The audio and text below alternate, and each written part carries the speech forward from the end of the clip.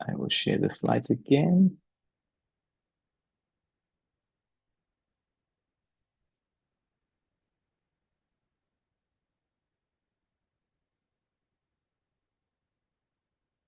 Just checking that it's working, but thank you everyone who's joining us for Flower Monthly. Yes, we're in business.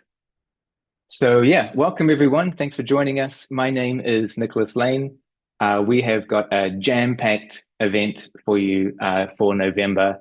You'll see here with the screens, we've got a number of external folks here who've got some great talks to give us. Let me give you a rundown of the agenda for November. So what we have is we're going to kick things off with a flower update, just a very short summary of some of the most exciting things that happened in flower in the last 30 days. I'll try to make it brief though, because we've got three killer talks, really amazing talks here.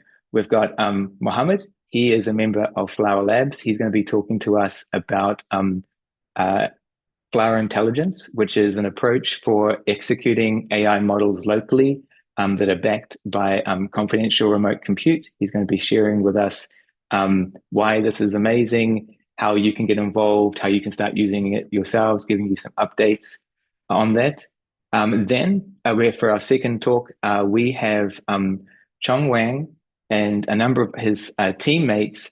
Their names are Sahil, Alexander, Oscar, and Kai.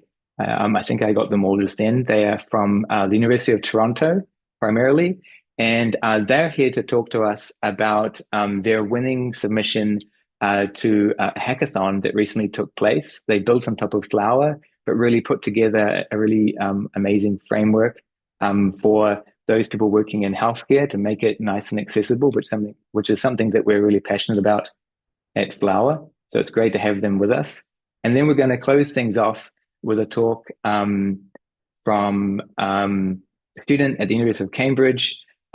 G, he has worked on this system called StratoFL. Um, and yeah, it's a really solid piece of technical work. I'm super excited to see how it's working and what he can share with us. It's in the FL space, so it'll be something that many of you will be really keen on seeing. Um, okay, so let's look at the flower updates before we get to those great talks. First thing I want to share is this week we released flower 1.23. And so this is another great step forward. You'll find it's jam-packed with a lot of different capabilities that people have been really looking for. One thing I really want to highlight is that it now includes a migration guide from OpenFL to Flower. We're delighted recently to have Patrick Foley, formerly of Intel. He was one of the leading architects of the OpenFL framework as one of the sort of primary things he was doing at Intel. He's joined Flower Labs and now he's helping us main continuity of offering for OpenFL users by helping them move to Flower. In terms of exciting examples, if you're into brand new things like quantum, we have an example that's been contributed by a user of Flower that combines quantum and federated learning. So pretty radical ideas smashing together that you can check it out and see what you can build on top of. Now, in terms of nuts and bolts of how the framework works, we have the supernode lifecycle has been completely refactored in this version. And you can use the CLI now to do dynamic management of these supernodes. So that's what we sort of have for you as sort of highlights of this new version. You might remember maybe as far back as 6 weeks ago, we had a big hackathon in Stanford. We're back again, this time in Berlin. We're going to have a hackathon with Excelsius, which is another company working in the sort of decentralized space. We're going to be based in the Einstein Center in Berlin. And this hackathon is going to be, again, all about enabling people to build various kinds of federated and decentralized methods using the Flower framework and combining it with some of the software components and sort of quite important levers that Excelsius also provides. So this is going to be exciting stuff. It's happening in about 10 days, roughly speaking, from now. So if you're in Europe, head over to Berlin. Um, and then lastly, I wanted to mention an event we ran last week. It was the first time that we did a deep dive into one of the verticals that's so important for federated learning. And we did a country-specific event for the UK because as people realize, there's a lot of um, country to country variation. And so the UK has been putting a lot of effort into building responsible forms of AI to support health and life sciences.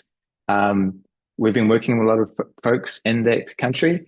And so we want to run an event to kind of bring together the people we've been working with, bring together other folks who are curious about how you might use federated and pets and other technologies.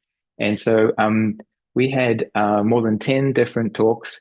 Some of them were from folks from Flower, other were from folks such as academic institutions or organizations in this area that we all came together to share, war stories, best practices, what works, primarily when you're using Flower to build federated approaches in this domain. It was also an event that we want to bring people together to launch an accelerate program just for this, the UK specifically, so that we can tailor make it to the types of systems, the fact that the NHS is a nationalized health service, so we can really sort of start to standardize some of the things that we're offering people.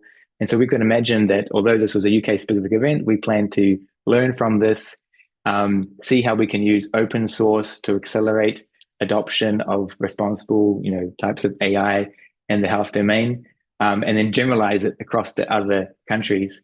But for this particular program, we offered folks 3 different ways that we can help out. The first of these was a new type of academic grant where you could have access as an academic or as a research leaning institution for many of the types of systems you want to build. We're going to offer you the capability of using SuperGrid, which is our offering that we launched back in Flower AI Day that enables it to be even easier to build safe federations, even around the world or around the country. We're going to offer that for free for people in these academic or research leaning institutions in the form of an academic grant that you can apply for. Second, there was this initiative where we're offering awards, financial awards for people who can document and make modifications to the Flower framework to ensure that it's compatible with the large variety of HPC. So this is cloud, TEE. So this is hardware supported, secure and safe environments to run and use sensitive data. And then also SDEs, which is another variant of this theme. Within the UK, there's a lot of variations between the different software and hardware that these types of capabilities are offered. And so then this second program that you see here is all about offering financial awards to people who want to show that Flower is compatible with one or more of these systems. And then finally, we know that a lot of people are looking to get larger and larger research grants in this space, and we want to help out. And so this third part of this program is to simplify the way that we can help you with the grant writing process by offering you in-kind support for when you're trying to build a federated consortium or a federated type of research, letters of support when you're submitting these grants. Again, this is obviously targeting academic scenarios and research labs who are seeking public funding to build demonstrators of this kind. So again, letters of support, in-kind contributions that could support things like technical support when you're building on top of Flower to build these demonstrators. So these are 3 different avenues of this program. Obviously, I'm just giving you a sort of very high-level overview. If you are interested, you should feel free to use this QR code to have a look at these programs in more detail, because we're really here to help everyone working in the life sciences and healthcare space turn what could be a 5 to 10 year mission into more like a 2 to 3 year approach to accelerating AI adoption of this kind to benefit everyone. That's what we want to see happen. So that is a fairly rapid overview of things we've done in the last 30 days towards open source adoption of federated learning. It brings me to the first speaker for Flower Monthly, and that is Mohammad Naseri. You would have seen him in many other Flower Labs events. He is one of our leading experts in various kinds of security and privacy and how that interacts with federated. And he's here to talk to us about Flower Intelligence and see, what are the updates in that direction. So I'm going to hand over to Mohammad and see what he has to share with us today.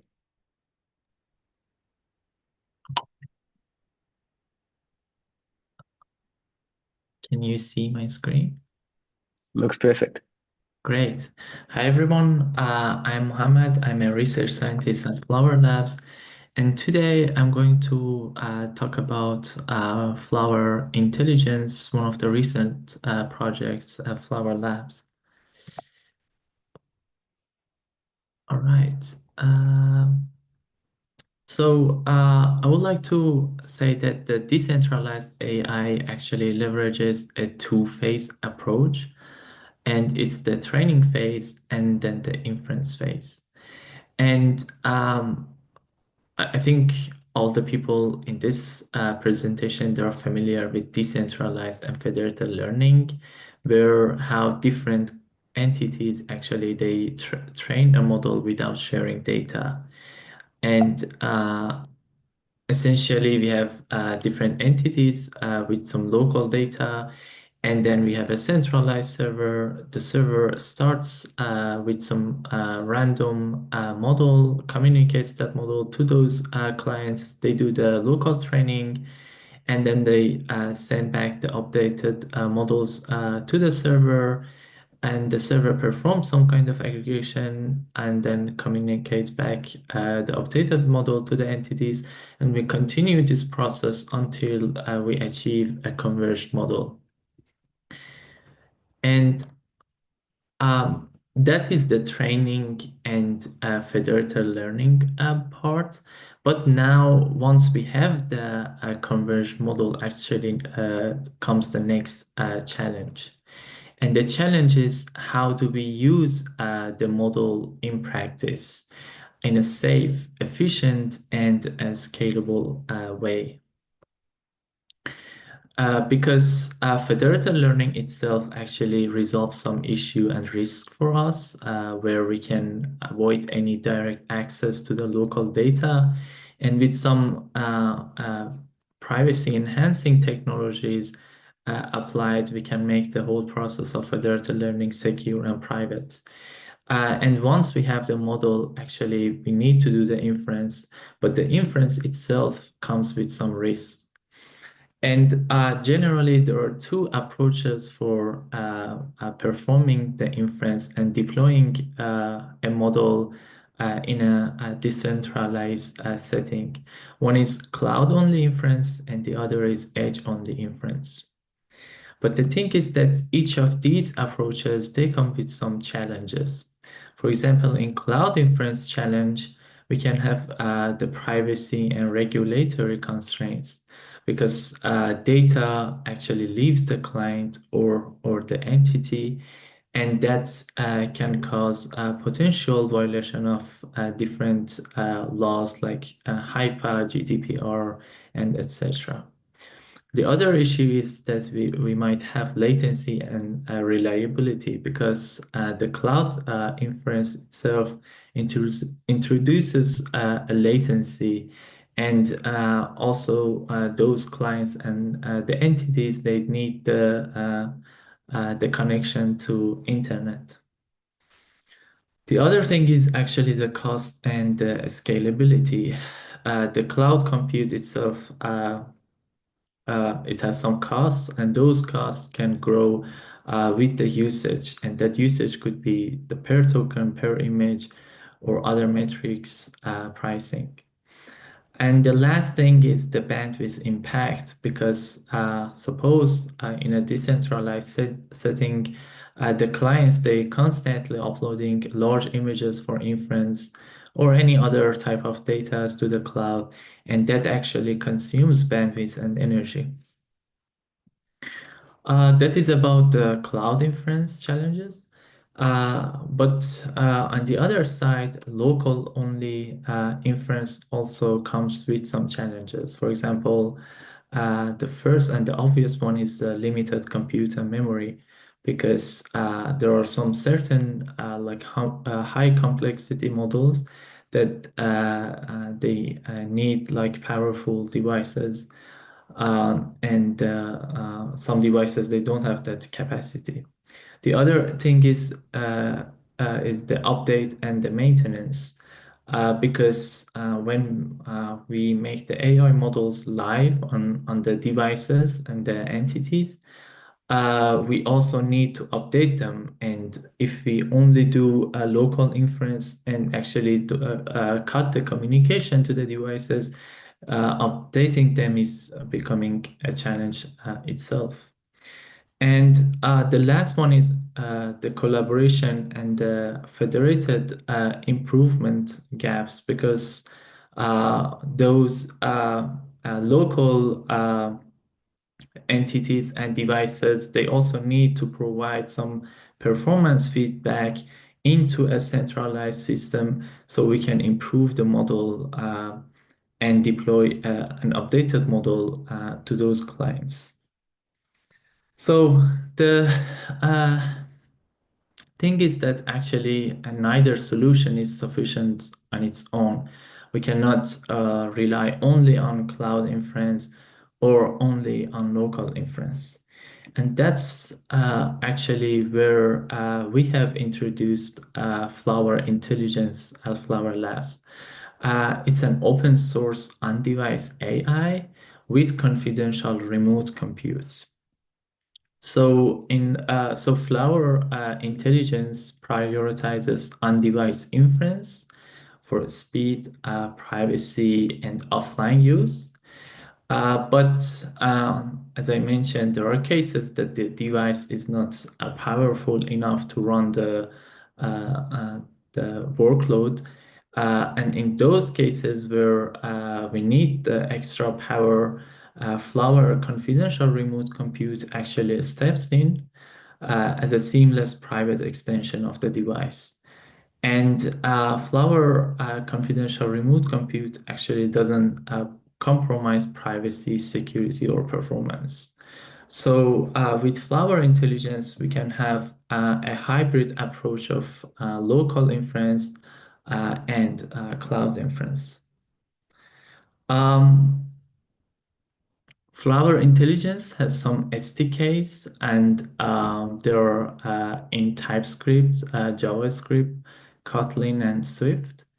And you can easily actually install one of those SDKs, and you just specify one of the models, which I'll list later in the presentation. And then you just need to pass your prompts. And in this way, actually, this pulls the model on the device and then performs the inference on the device. So this is for performing the local inference in Flower Intelligence. But if extra power is required, then that call would be redirected to the Flower Confidential Remote Compute, or CRC in short. So CRC provides some data protection. It provides data protection at rest, in transit, and in use. So in CRC, actually, no private information is stored. The only information that we save is regarding the usage, and that's for the billing purpose. In transit, actually, all the communications are end-to-end encrypted, where the keys actually are derived from the hardware using T and confidential compute. And also, it provides the data protection in use. And I'll explain how that works. So Flower CRC actually utilizes Teas and the NVIDIA H100 GPU in confidential computing mode. We actually would put the LLM inside the GPU, and then the execution code resides in the CPU, and the communication between the CPU and GPU is also encrypted. And then the whole workflow is that the user actually gets a key from Flower CRC. It uses the key to encrypt the prompt.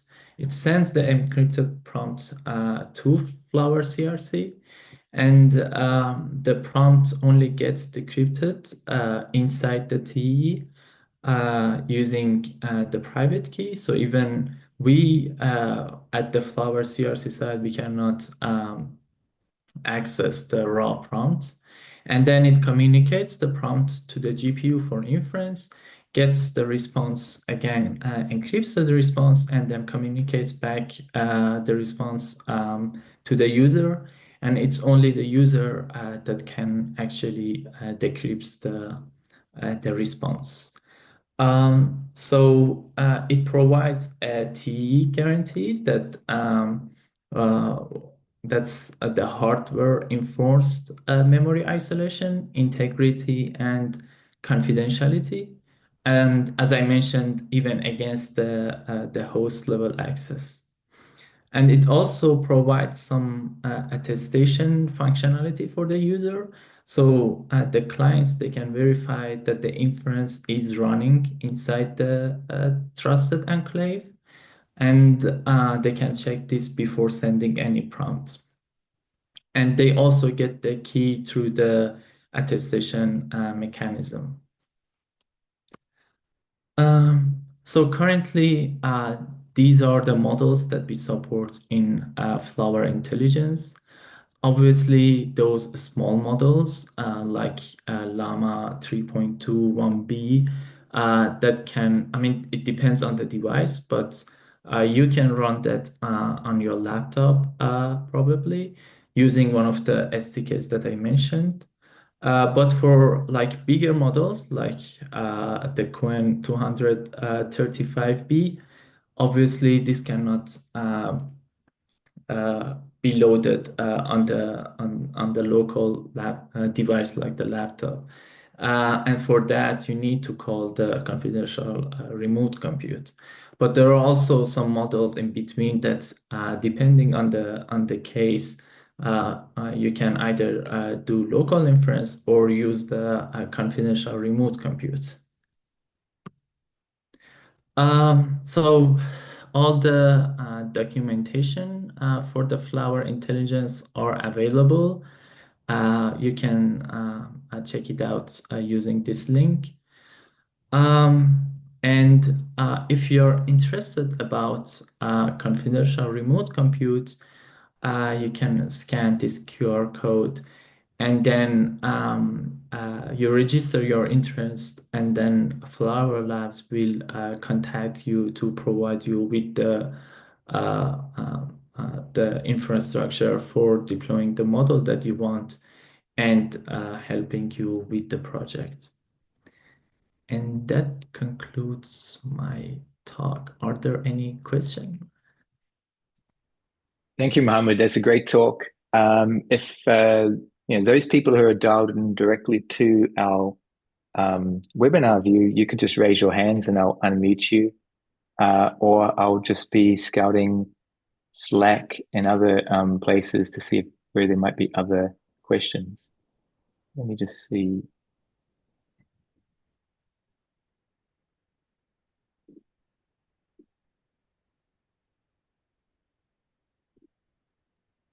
I see there's one question on Slack. The question is if they are building an app for a laptop, can they use this? Yes, obviously. Actually, it depends on what language the app is developed in. But Mm. as I mentioned, we support different SDKs. So you just need to import that SDK in your project, and then you can do the inference part either locally or remotely using the confidential remote compute. Right, right. Makes sense. Um, yeah, I don't see anything else. Okay, so great. Thank you, Mohammed. Great talk. It's a good example of how, we have a broader attention um, at Flower to enabling people with open source to build all kinds of privacy or decentralized forms of AI. So this one is an example of a federated inference in some sense. Yeah, so great. Thank you, Mohammed.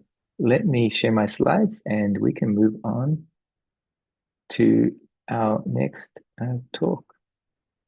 So our next talk, I'm super excited to hear. Um, as you can see here, there's a large group here, all in Toronto, I suspect. These were the folks behind Guardin, I think. I don't know if I'm saying this right. Um, but they won this 2025 Toronto um, biohackathon kind of thing. And they did this by building a toolkit for FL, but more importantly, for people working in the healthcare domain, if I understand. So I'm eager to learn all about it. We have here Chong Wan, but also, as I mentioned before, his colleagues, Sahil, Alexander, Oscar, and Kai. Plus, I hope I got everyone's names and everything. So over to them. I'm really curious to learn more about this and see what they've been up to. So thanks for joining us. Hi, thanks. We'll just do the share screen. Can you see the slides? Yeah, it looks perfect. Perfect. All right. Okay. All right, so we are Guardin. This is our team name for the hackathon project. And so I'm Chong. I'm Alex, third year undergrad at U of T in bioinformatics and computer science. I'm Sahil. I'm a third year undergrad at U of T in computer science and quantum physics. I'm also a third year undergrad. I'm doing data science and computer science. And I'm Kai. I'm a undergrad computer science student as well. Yeah, I forgot to mention, sorry, I forgot to introduce myself. I'm also a third year computer science student studying computers, also studying bioinformatics. And Yeah, we are presenting today from the beautiful city of Toronto. As you can see, here's a picture of our lovely front campus. And we're actually in the basement of a library that's a bit to the right of what's shown in the picture. And yeah, I just wanted to start off our talk with talking a bit about what we actually won, Toronto Bioinformatics Hackathon. It's a student-run hackathon, which for the larger Ontario, like the province of Ontario, the larger bioinformatics community, and it is the largest bioinformatics hackathon in Canada. To build Guardin, we had a 28-hour coding window, and there were 151 participants across 25 teams. Of the 25 teams, we won the first place prize with Guardin, and we are very excited to be able to talk about it with you guys today.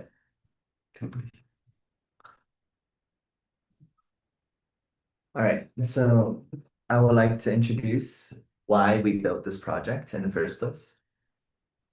So as we can see that AI in healthcare is really skyrocketed over the past few years, and there's a lot of publications for new models for screening and diagnostic purposes in healthcare. This is really good. However, in reality, there's a lot of issues with data. So this is actually our motivation for the project. Over the summer, I was working with Dr. Chow. She is a respirologist in Toronto General Hospital, and we were trying to train a model to detect restrictive lung disease based on only spirometry data. We first tried using UHN, which is the University Health Network's own pulmonary function test dataset. However, it is has a very small sample size. The data set is very biased towards restrictive cases, which resulted in a lot of generalization problem when we tried to run it in other colleagues' data from Montreal. So what we tried to do is we contacted this colleague in Montreal and we were like, can we share data? so we can train a better model with more balanced data set. However, I didn't realize that in healthcare, there is an extensive process in terms of data sharing agreement. There's a ton of ethics approval, which can take months, even up to years. And to expand on the second point, there's more difficulties in sharing health data. First of all, health data is very sensitive. It has a lot of private patient information, which could cause the patients a lot of harm if the data is breached. It is also very large, namely videos, and can be really a hassle to transport between the different hospitals or data centers. And lastly, it is super difficult to anonymize. An attacker can easily identify a victim from a large database. An example of this was in the 90s, there was a genome-wide association study of many people to find genetic variations, typically like single nucleotide polymorphisms. It was open sourced. And in 2008, Homer and al. Published a paper that can find using weak correlation tests on these single nucleotide polymorphisms to identify whether a patient's DNA was in the data set. And this resulted in the National Institute of Health having to remove all of the data set because it has been compromised. It has shown to be able to be compromised. And at the end of the summer, we all came together as a team and we decided to try to find a way to do this in a hackathon where we can solve the problem of the traditional ML being so centralized and so data-centric that all of the data has to be pulled together. So we wanted to build a system that can train a model collectively using decentralized data sources, which is why. And this is what brought us to Guardin, which is a platform for healthcare professionals to lead and contribute to federated learning projects. And so just because we said that it just wasn't feasible to move all the data in a safe and secure way to the computation, what instead we're going to do is we're just going to move the computation to the data. This is actually a quote from the Flower website. But so with the federated learning and using Flower AI. Oh, why is this went the wrong way? How do I go? Sorry. There you go. And so just as a recap, right, the idea is that we're going to have one centralized server that's going to hold the actual model weights. And then all these little clients here in this picture, client 1 and 2, would both be hospitals, and these would have their own data sets. And instead of sending over the data over any kind of network where it could be compromised, we're just going to send over the weights. This is the button. Oh, right. So then, yeah, so using federated learning, we're only sending the model weights over the network, which already heavily minimizes the potential exposure of information. Additionally, we're essentially training one model over all the data sets, which addresses the generalizability issue that Chong mentioned. So by combining a bunch of hospitals that could have slightly different data sets and more varied, we can end up training a global model which can generalize better.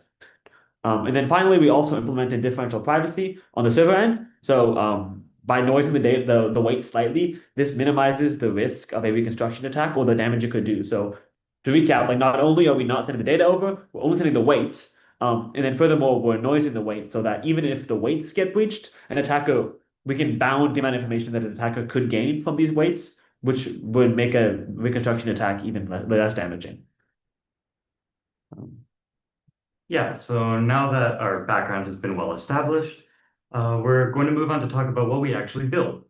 Guardin is an application which allows for medical professionals to easily collaborate on federated learning projects without actually having to code the models themselves or interact with them directly through code. We've developed both the Guardin desktop application, which is very easy to use, as we'll talk later further in the presentation, and we are including a demo in the next few slides. We also built a Guardin server, which is an orchestrator that works with Kubernetes and Flower AI for starting and coordinating training. And as a proof of concept, we built two models, AlzheimerNet, which is a simple feed-forward neural network for predicting Alzheimer's disease given patient data, and TumorNet, a simple convolutional neural net for predicting classes of brain tumors from MRI scans. Throughout the rest of this presentation, we will be focusing on AlzheimerNet, but we built these two models just to show that the platform is really model agnostic. And no matter what model or what type of questions you want to answer in the healthcare space, the Guardin application allows you to do machine learning for it. And just to talk a little bit about our Alzheimer's data set, it's quick from Kaggle, it's a hackathon, so we had to find something good. but it does have a lot of patient information, and it's very sensitive, obviously. You don't want to include medical history or to leak demographic details of patients. It's a simple binary classification that we made, whether or not a patient has an Alzheimer's diagnosis or not. And while the data set is relatively small, we believe that it's a good proof of concept for expanding, and we have a very scalable architecture, as we will talk about in our demo and our tech stack. Right. So now we're actually going to show just a quick demo of what Guardin looks like in practice. We're just going to open a video that we made. All right, so here is, oh, sorry. Here's what there's my mouse here. Here's what Guardin looks like for a healthcare professional opening the application. Here's our demo. And so we can see, I'm just going to pause it a little bit to explain what's happening, but here this is what the dashboard looks like of the application. And so there's all these different models you could choose from, and it'll say like what kind of data set it needs. So here we're going to use the Alzheimer's predictor model, which needs a CSV. So if we click on it right here, we'll go to a new page. 1 second, here we go. And so here, as you can see, it's very easy to do. We can actually just drag and drop it. So here's Alzheimer's disease data.csv. This sort of simplification, but this is what the hospital workers would see. So you would just take the CSV, drag and drop it in here. And then when we press upload data, now don't worry, the data is not going anywhere. What this is actually doing in this step is it's pulling a copy of the model from our registry, and it's just mounting this CSV to that container so that we have the training all set up. And so it's going to load, and then there we go. And as you can see, it's going to show us the output of the Dockerized model and the data mounting. So when we did this, you'll see in 1 second, we don't show it here, but there's actually 2 laptops at the same time doing this. So this is simulating 2 hospitals have now drag and dropped the data set into this box. And then the server, we've pressed start training on the server end. And as we're going to see, it's going to start showing us the output. This output isn't very important for a professional. This is more for us to be able to see what's going on. And if we scroll down, we'll see that we've digested the outputs into a much more understandable graph for the users. So this is giving us real-time updates of the accuracy and the loss throughout different training rounds. This is of the global model. And so as we can see the accuracy increasing and the loss decreasing, which is good. And here we did it for 8 training rounds.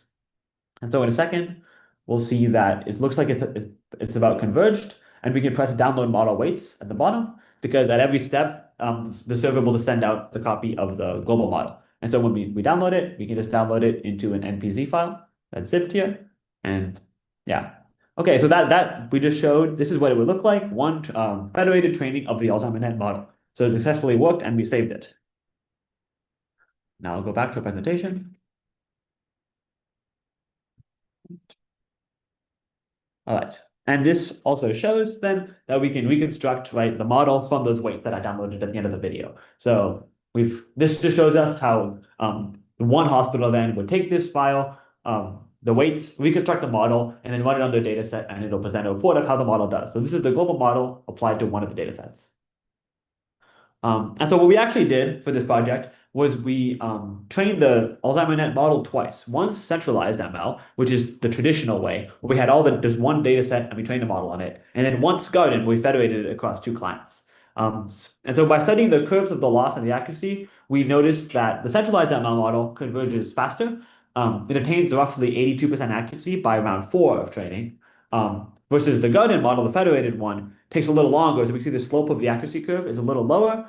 However, it ends up getting to the same accuracy by maybe around round 6 or 7 instead of the 4th round, but it ends up at the same accuracy, just needs more data to converge, which we noticed was consistent with the literature, which is that the federated learning can take a little longer or needs more data to converge. However, the privacy benefit that speeds up the acquisition of data, we think outweighs the cost of needing more data.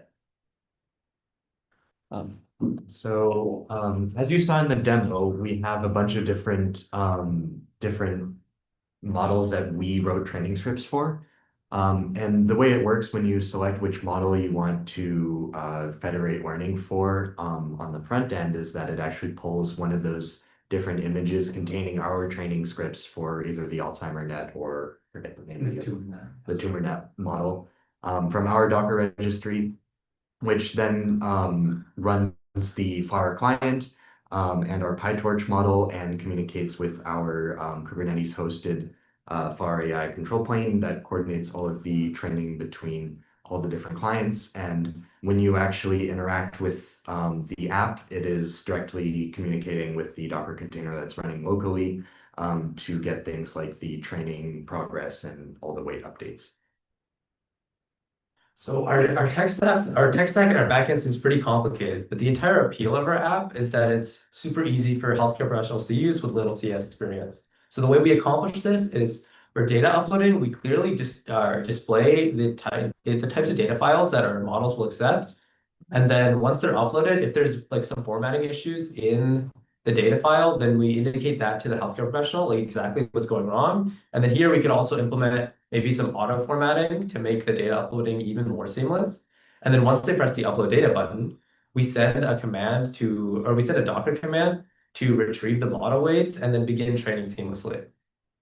And then we get the Docker output from the server, which is pretty complicated itself, and then we parse it into something that's digestible for someone with very little CS experience.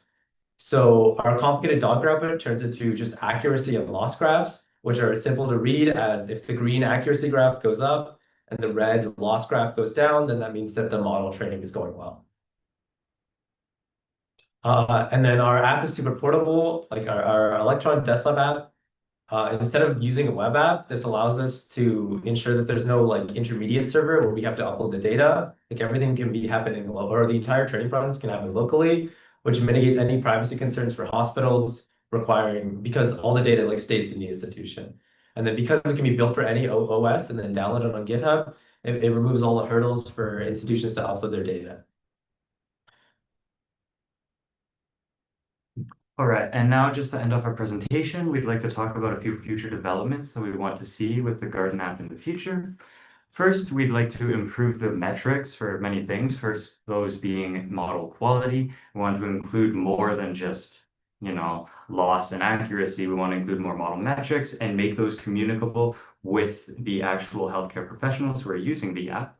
And one big issue with actually including federated learning projects in the real healthcare space is the fact that hospitals might not have incentive to actually share their data to a larger global community. So if we include incentives for contribution, as well as weighting contributions for data quality and data variability from many different sources, this will improve both the size of the data sets that we're actually getting from many different communities, and also the quality of the data set, improving generalizability of the predictions and improving the use of Guardin as a whole. Additionally, the next set of bullet points that I'd like to talk about are general improvements to the app itself. First up, we'd like to include guidelines for both model building in case people want to add models to the Guardin architecture, or pre-processing data, where you could have guidelines for pre-processing data before it's actually uploaded into the Guardin server to actually automate that process.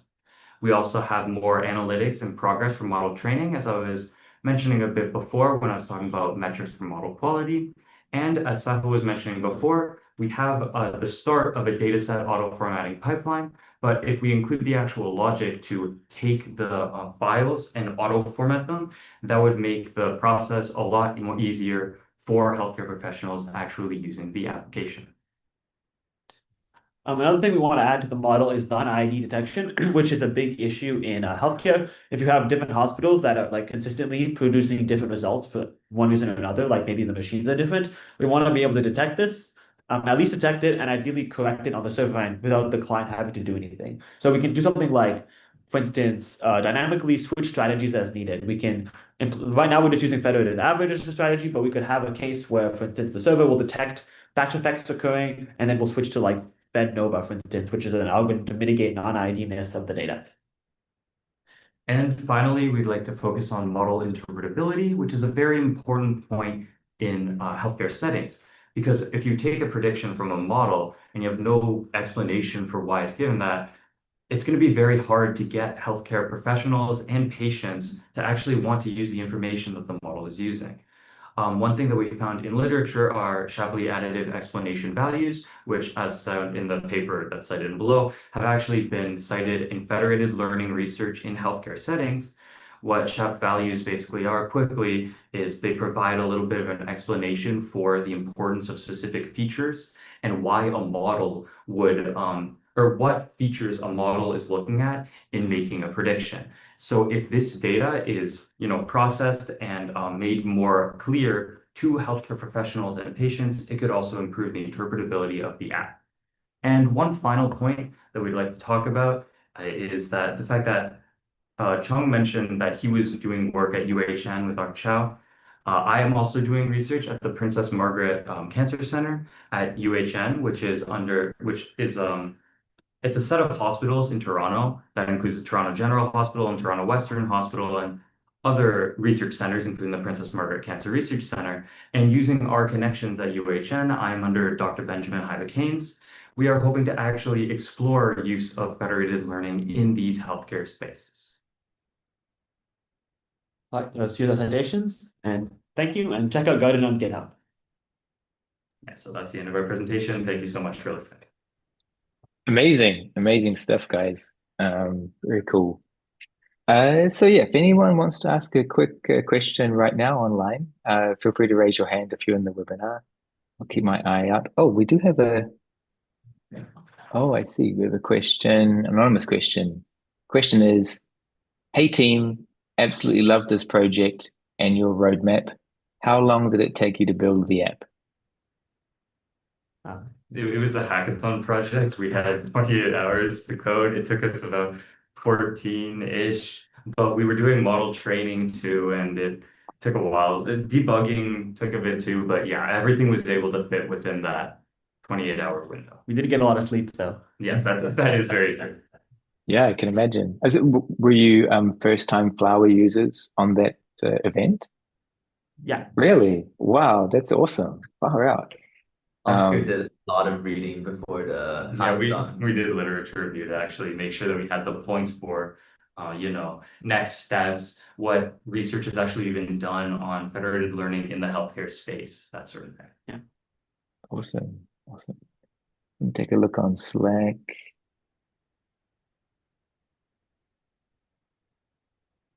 Question.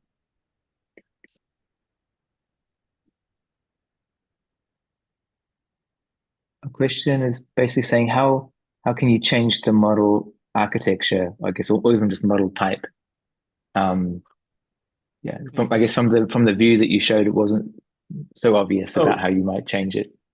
Yeah, these basically the way we did it, we basically just wrote a couple of models, and the idea is like since we have them on this registry, you can just click on whichever one you want. So Go back to it's back to the demo, but basically there's a lot of different buttons you can click, and then clicking on any one of them here, if you click on this, it'll bring you to that next page for that model. So you can't see the mouse in this video, unfortunately, but then we clicked on Alzheimer's predictor, we clicked select Alzheimer's predictor, and then it brought it to that second page.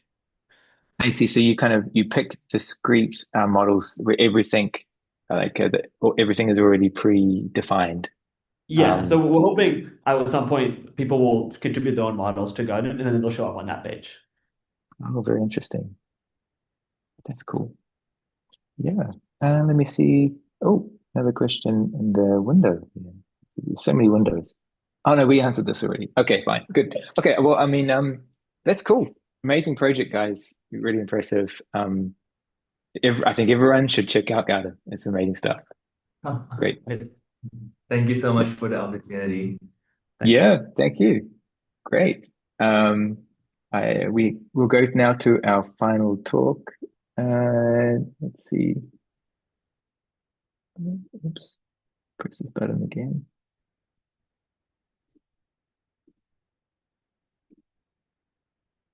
I think everyone sees this. Okay, so the final talk of Flower Monthly for November is by a student of the University of Cambridge. We have Haoran or Samuel G. He is going to show us StratoFL. So it's more of a piece of sort of academic work in the direction of how do we make federated better. Really excited to see what he's done, the results, what he's found. And yeah, thank you so much for sharing it with the community today. Thank you. Thank you very much for the invite. Let me share my screen now. Can everyone see? Yep, looks perfect. Great. So I'm gonna share. I'm Samuel. I'm from Cambridge. I'm gonna share today my dissertation for my part two project that I did together with Javier, who was also one of the researcher in the Flower Lab. Um, and the name is StratoFL, Federated Optimization for Heterogeneous Molecular Data. Oh, so here's a bit of the overview for the presentation today. Okay, gonna start off with motivations and aims, and then going through system overview of StratoFL. Next up, I'm gonna introduce a bit about the data sets I use for my project, as well as the what I call featureizers. Next up, I'm gonna talk about the different non-ID taxonomies and the partitioners I came up myself to simulate the realistic non-ID scenarios. After that, I'll introduce different aggregation algorithms I've used, and then at the end, I'll share about the evaluation part as well as the results and the conclusion at the very end. So first off, why federated? Why this work? Why? I think it's mainly because of the non-ID federated learning. Yeah, I think all the audiences they're probably uh, already quite familiar with this because we know federated learning is very important, especially for privacy preserving machine learning. It enables when we have multiple organizations, such as hospitals, as the last project was talking about. We have hospitals, pharmaceutical labs, financial institutions. Federated learning allow them to collaboratively train a model without sharing their raw data, and then each client trains locally, and only the updates are being exchanged.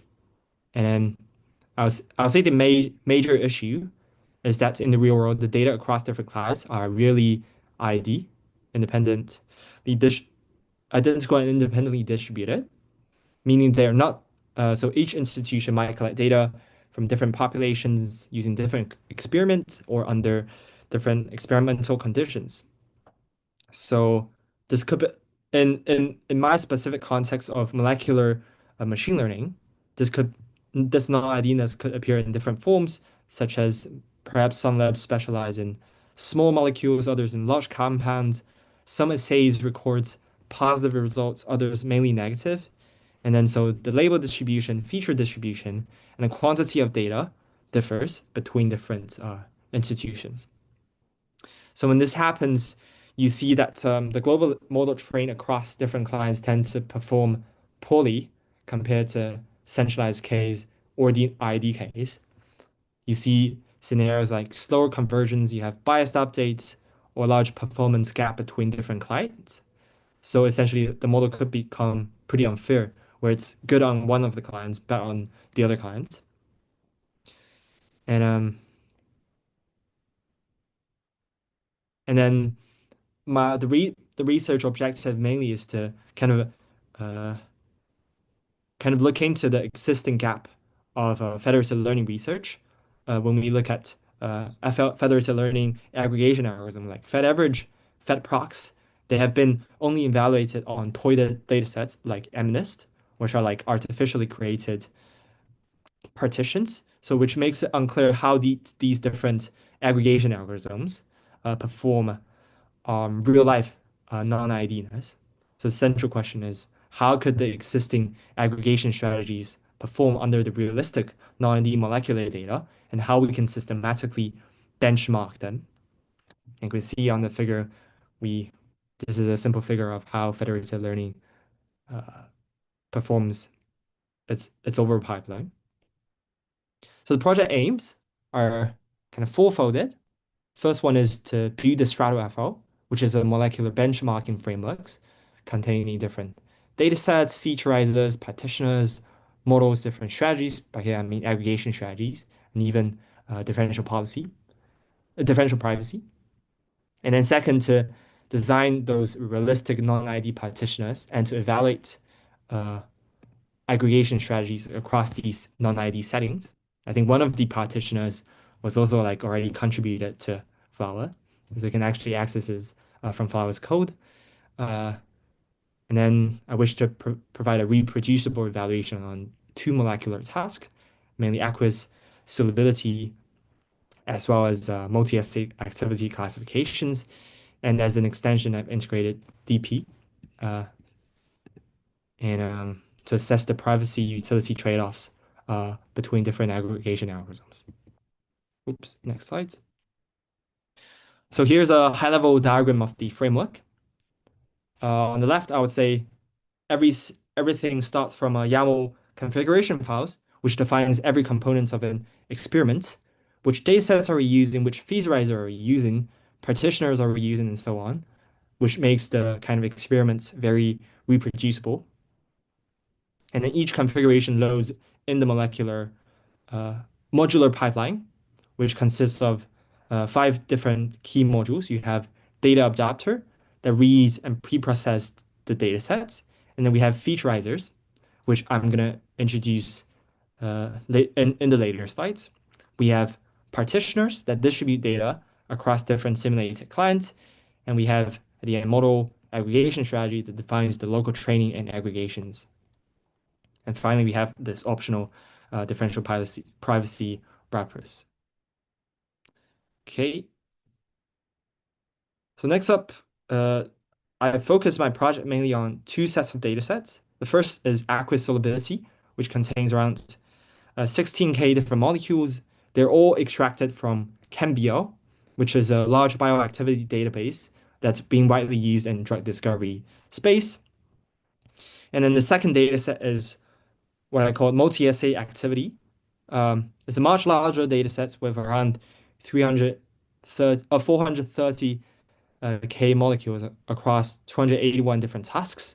And then you see the density is about 3%, which means a lot of the molecule task pairs are missing, which kind of reflects the true nature of bioassay data, which is highly sparse and incomplete and being distributed across different laboratories.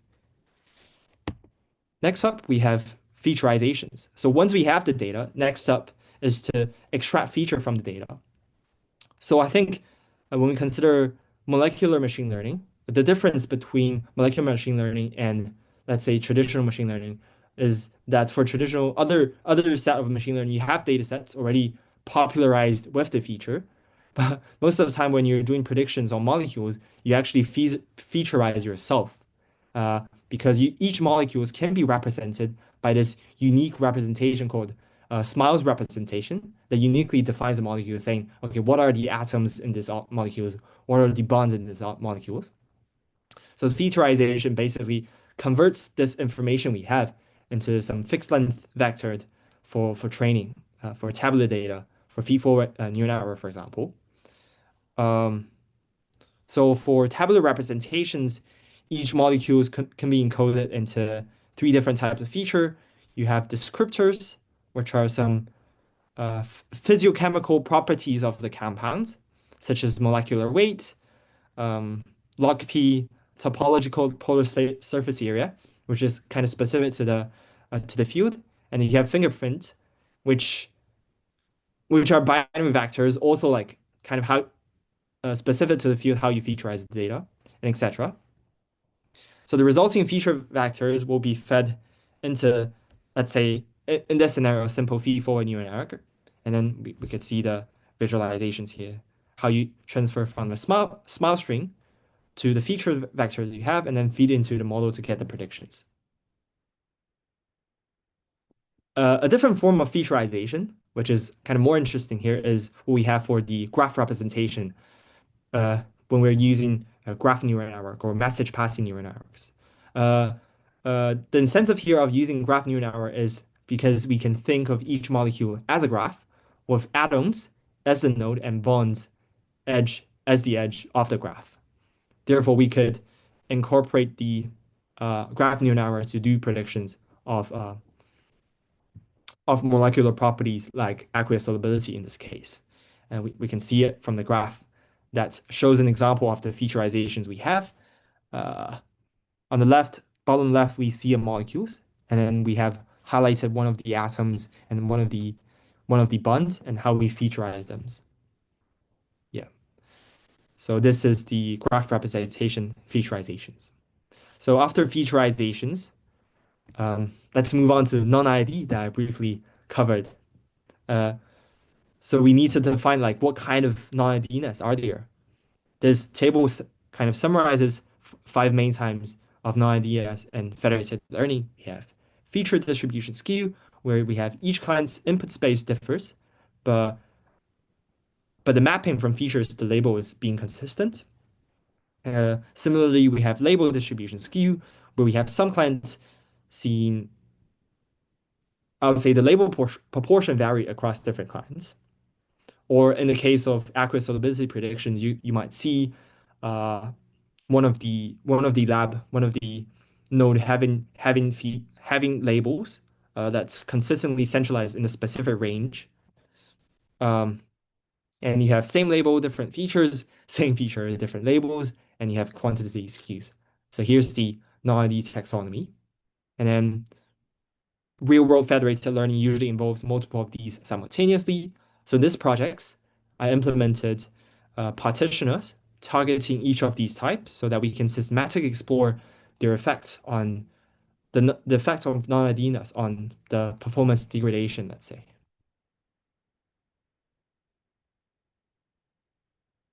So in total, StratoFL introduced five main partitioners. We have the continuous partitioners, scaffold clustering, multitask pathological, multitask class ratio, and multitask Dirichlet partitioner. Collectively, these could cover the feature skew, label skew, and quantity skew, which I would say the diversity allows controlled, reproducible experiments on non-IDness. Due to time, I'm going to cover the two main partitioners, the continuous and scaffold clustering here. So the continuous partitioner is, I would say, the simplest partitioner, but also very general.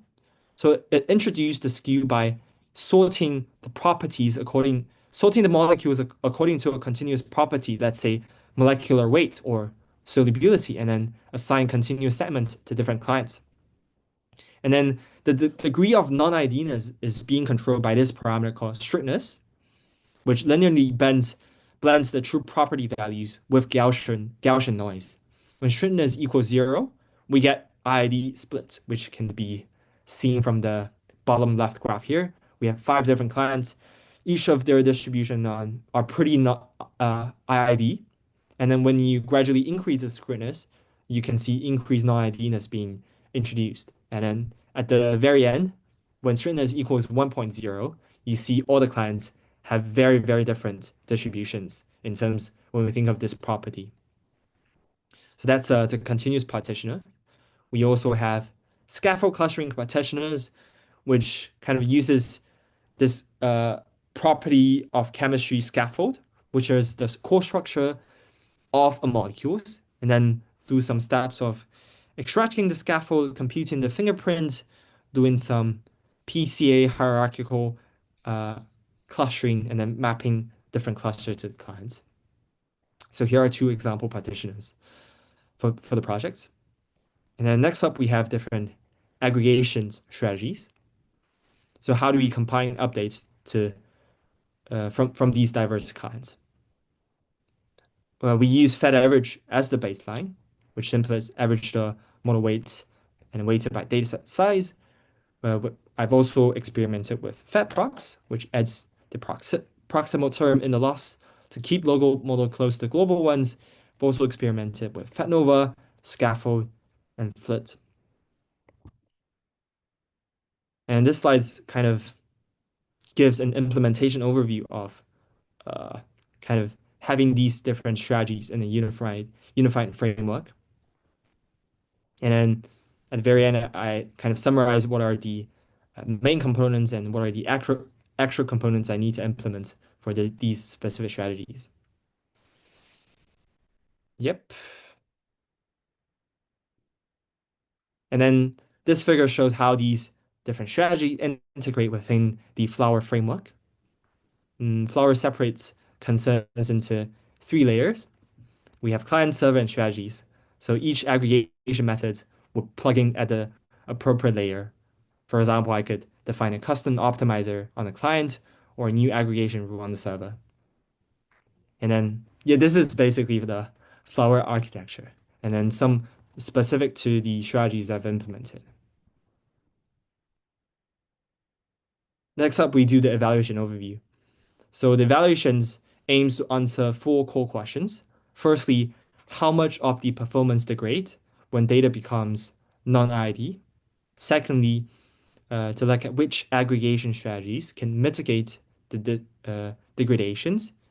Thirdly, to see how they scale across different clients counts and local training regimes, doing some cross-scenario evaluation. And at the end, I have this integration of differential privacy to explore the privacy utility trade-off uh, using compare different aggregation algorithms.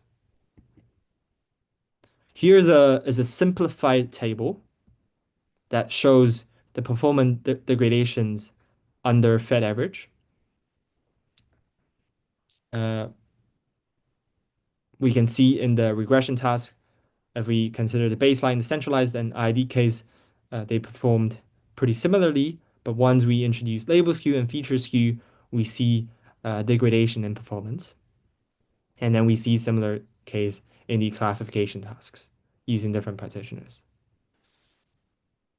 Okay.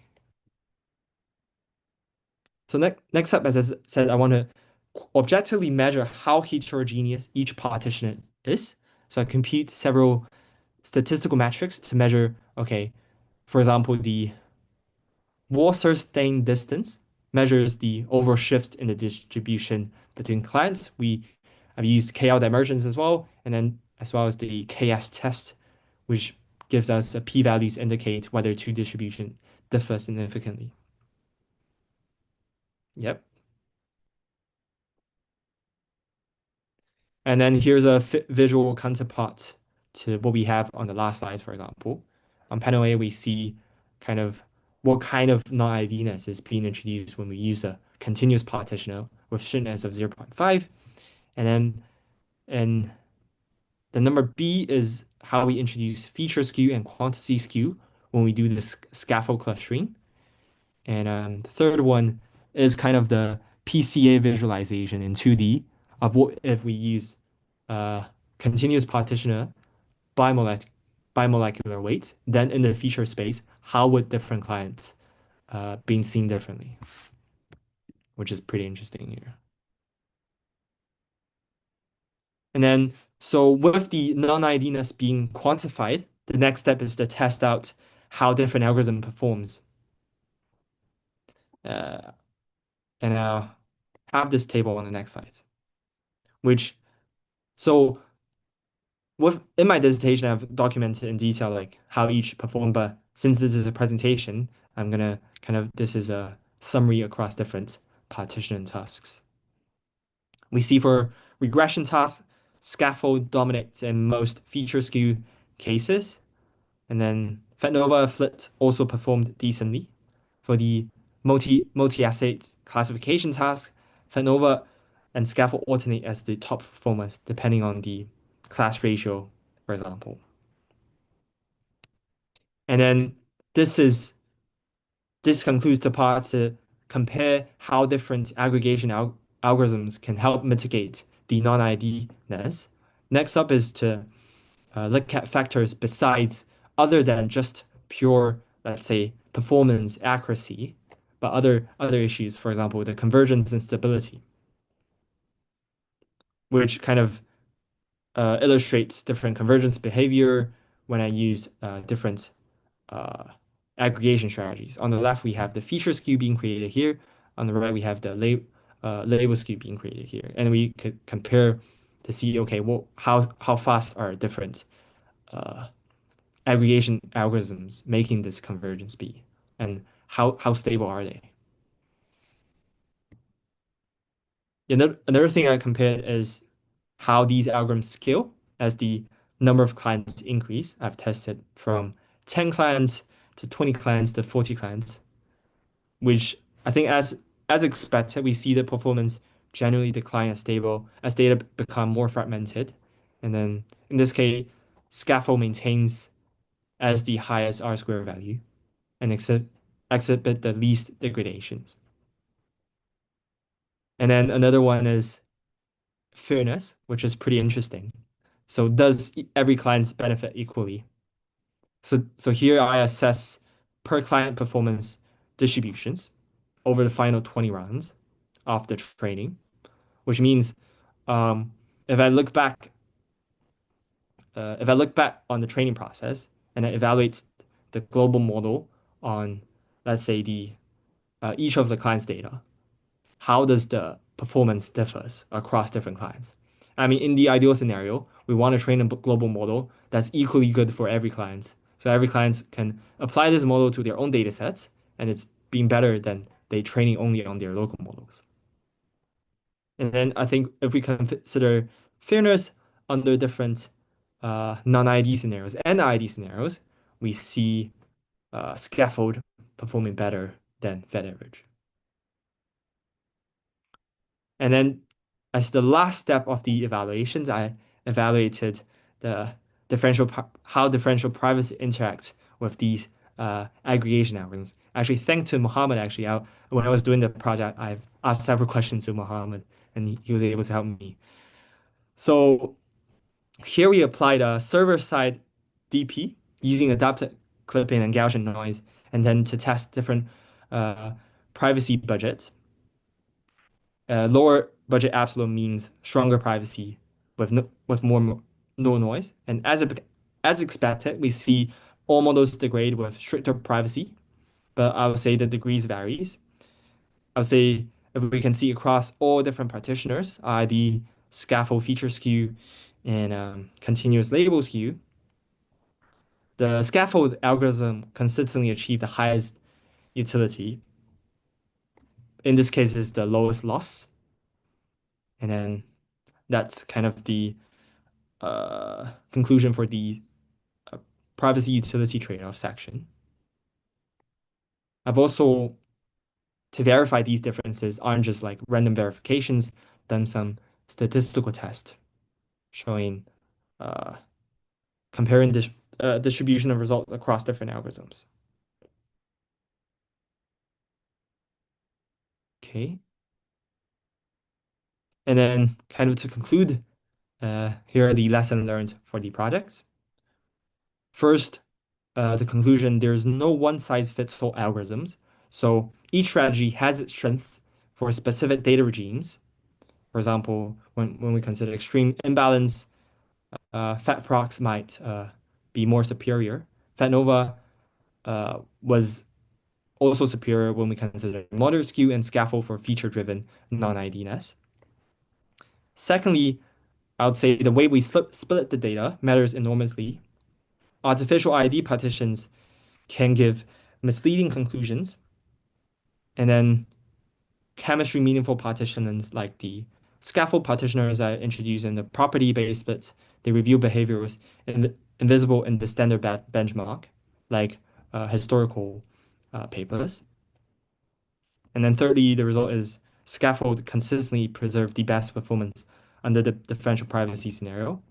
And finally, we need a standardized, reproducible FL evaluation pipeline to enable fair cross-algorithm comparisons and community benchmark, which is the StratoFL framework I introduced.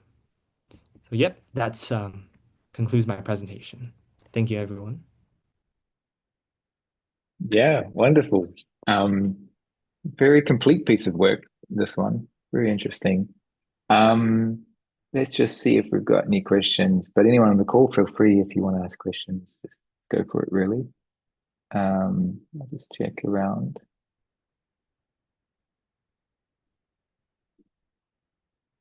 Let's see.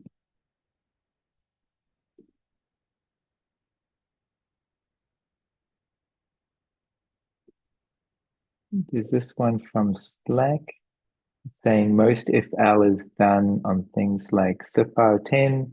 What did you discover about using this kind of data that was different? Sorry, could you repeat the question?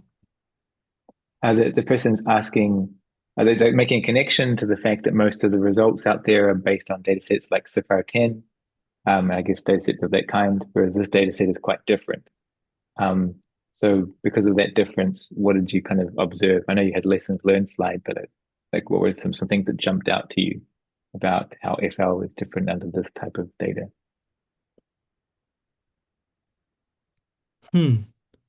good question, actually. I think when we see those kind of historical uh, experiments with those standardized data sets, I would say those does not match the realistic scenario. And when I do test on realistic scenarios, I would say uh, my lesson learned is that because I think if we consider a lot of other research into the field, they might easily conclude that okay, this aggregation algorithm is the one that's superior under a specific scenario. But I think what I realized after running this experiment is that I would say it's more application specific. And then there's so many different types of non-ID scenarios that you can think of that could appear in the real life settings.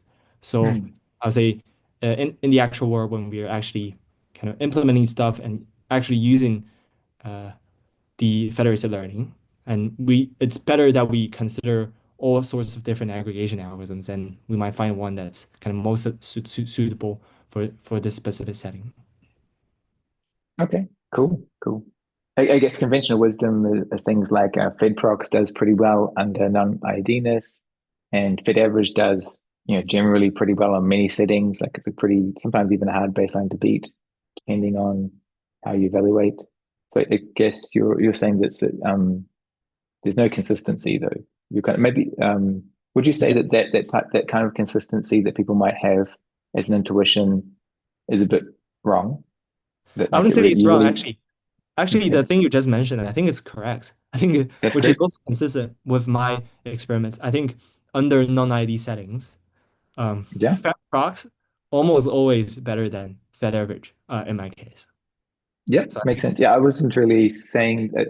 I wasn't saying that necessarily is wrong, but I think it's worth verifying yeah, because a lot of the data that people do experiments on is pretty far removed from the data that people are actually motivated to do FL in.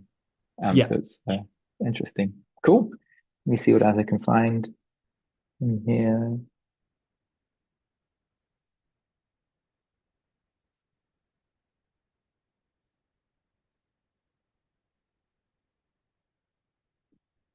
This is a simple question. They're asking for this data set, does that correspond well to tasks done in the domain? I see. So when I was thinking about the actual data sets, I was kind of doing some literature review of stuff or tasks commonly being done in the domain. So I chose these two tasks because I would say these does correspond pretty well to kind of two of the most frequent like research directions or prediction directions. And then the fact I've used CanBL, which is a website that collects data set from all different like scientific journals, which kind of actually mimics the real world non-IDness because the data sets on its own, I collected them from different places as well, and then kind of merged them together. So I think it's fairly realistic. Yeah. Yeah, it's a pretty good job. Great, cool. I don't see anything. Well, those are two good questions I found. So yeah, good stuff. Great. Let's start to wrap this show up. So I just want to conclude saying thank you to everyone who came today. Great stuff. 3 amazing talks, 3 amazing projects. Our next event will be December 3rd. We always schedule these on the first Wednesday of the month. Very casual get together, sharing what some exciting things are happening in the flower community and FL in general. These links on this page are those that you can use to follow up on if you want to join the Slack workspace, interact with some of the teams that you see here, and also some of the people behind Flower. Feel free to join. If you're interested in some of the events that we run, such as the ones I mentioned earlier at the start of the event, you can subscribe to the calendar. And you'll always find on our website, at least, the edited versions of this event appear as nicely curated individual talks and also as the whole event by itself. It also appears on our YouTube page. So that's it from me. Thank you everyone for joining. I really appreciate your time and all the great hard work that you put into FL. So thank you all. Take care. Bye-bye. Thank you.